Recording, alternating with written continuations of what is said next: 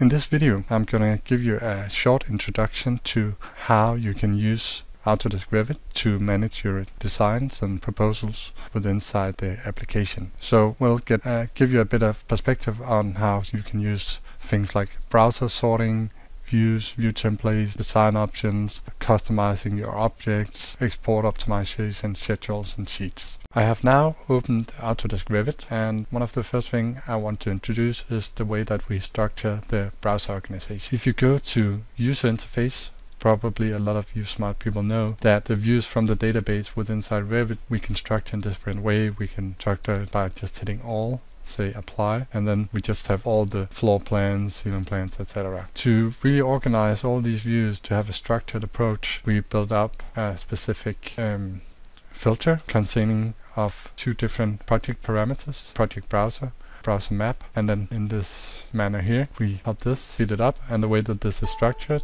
is that we're working with design and modeling, layout and detailing, analyze and information, shutdown. And what you will see is that because things like detailing are view specific, all that containing modeling and design is really up here.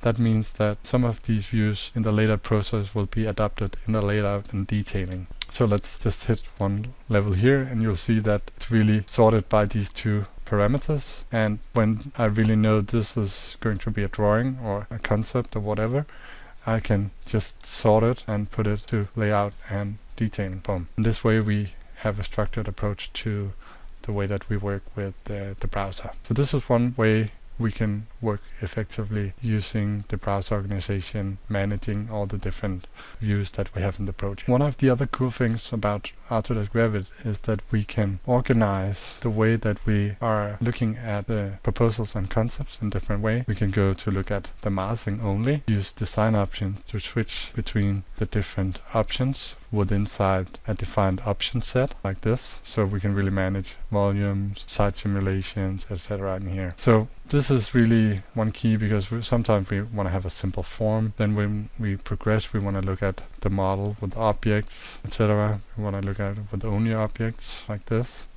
Now we have converted the mass into a simple generic BIM model. So one of the cool things that you can use here is you can use view templates.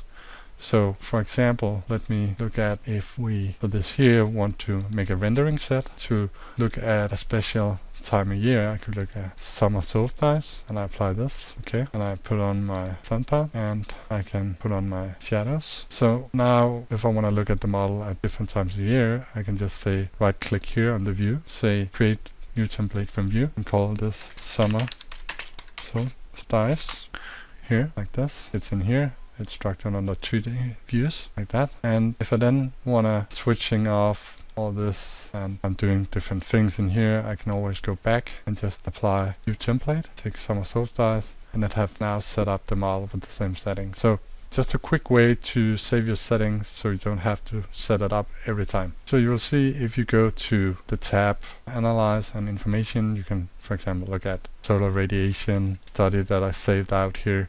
Really helpful to structure all the types of modeling, simulations, whatever we do inside Revit, and to structure it in a way that we have a ability to find it again.